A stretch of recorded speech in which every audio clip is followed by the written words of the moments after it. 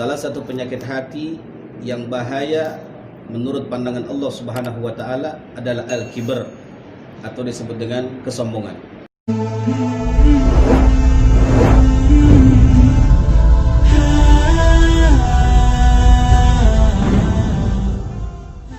Bismillahirrahmanirrahim. Assalamualaikum warahmatullahi wabarakatuh. Alhamdulillah wassalatu wassalam ala Rasulillah wa ala alihi wa sahbihi wa mawalah.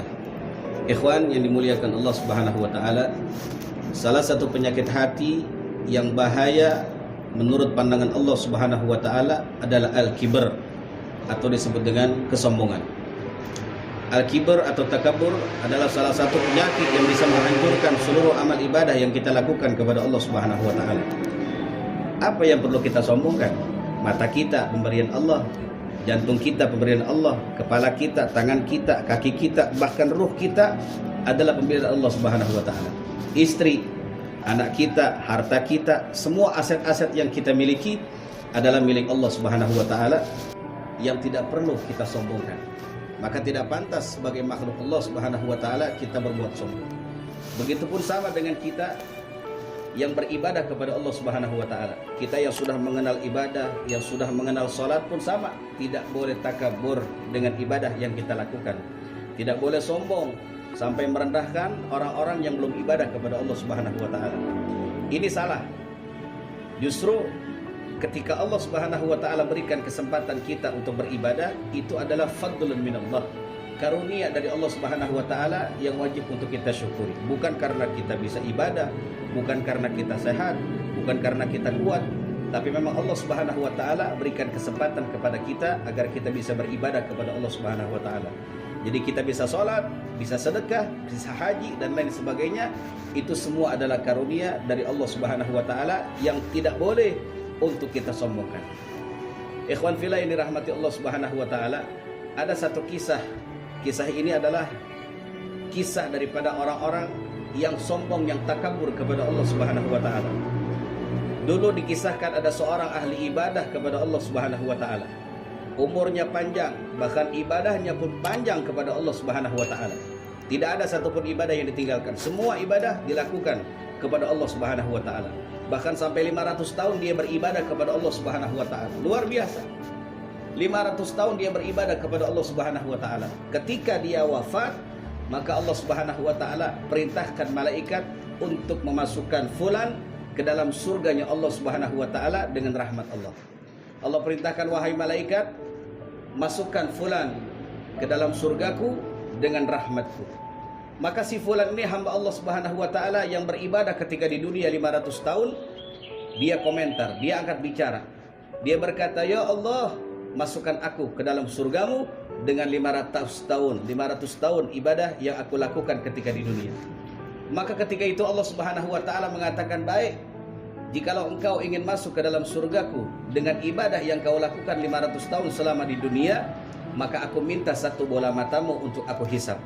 Maka ketika itu Allah Subhanahu wa taala menghisap satu bola matanya, ternyata dosanya dan kesalahannya menghancurkan ibadahnya selama 500 tahun yang pernah dia lakukan ketika di dunia.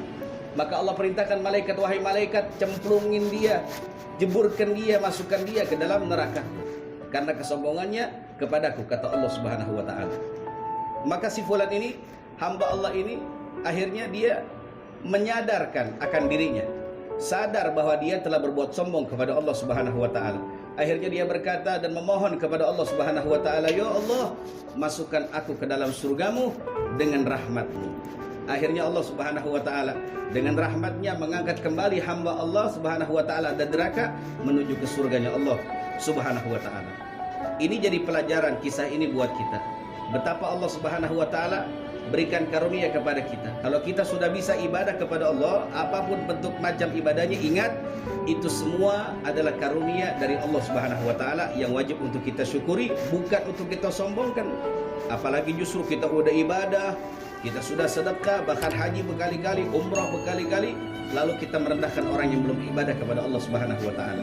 Maka ini adalah bukan cara dan akhlaknya daripada junjungan Nabi besar kita Nabi Muhammad sallallahu alaihi wa alihi wasallam. Setaat apapun kita Kita tidak boleh merendahkan orang-orang yang belum taat kepada Allah. Justru harus kita rangkul, kita ajak mereka untuk ibadah kepada Allah Subhanahu wa taala. Untuk betul-betul mendekat diri kepada Allah Subhanahu wa taala, bukan kita hinakan mereka, bukan kita rendahkan mereka, apalagi kita menjauhkan mereka. Tidak, sesungguhnya saudara-saudara kita yang belum beribadah kepada Allah Subhanahu wa taala, mereka sedang ada di ujung jurang. Kalau kita melihat ada orang di ujung jurang, maka apa yang kira-kira kita lakukan? Pasti kita harus menolongnya. Begitupun sama gambaran untuk saudara-saudara kita yang beribadah kepada Allah Subhanahu wa taala, maka ajak mereka untuk ibadah, bimbing mereka, didik mereka, ajak mereka agar mereka betul-betul mau beribadah kepada Allah Subhanahu wa taala. Jadi sekali lagi, jangan pernah kita sombongkan. Apapun yang kita miliki, apapun yang kita konsumsi saat ini adalah semua milik Allah Subhanahu wa taala, hanya sekedar titipan, bukan milik kita. Jadi mari sama-sama kita memiliki sifat tawadu, kerendahan hati kita. Ya, mudah-mudahan Allah Subhanahu wa taala jadikan kita hamba-hamba Allah yang tawadu, yang rendah hati, dan semoga Allah Subhanahu wa taala terus berikan hidayah dan keimanan yang kuat kepada kita semua, agar kita jauh daripada sifat-sifat takabur, sifat-sifat sombong yang diharamkan oleh Allah Subhanahu wa taala. Mudah-mudahan manfaat dan barakah. Assalamualaikum warahmatullahi wabarakatuh.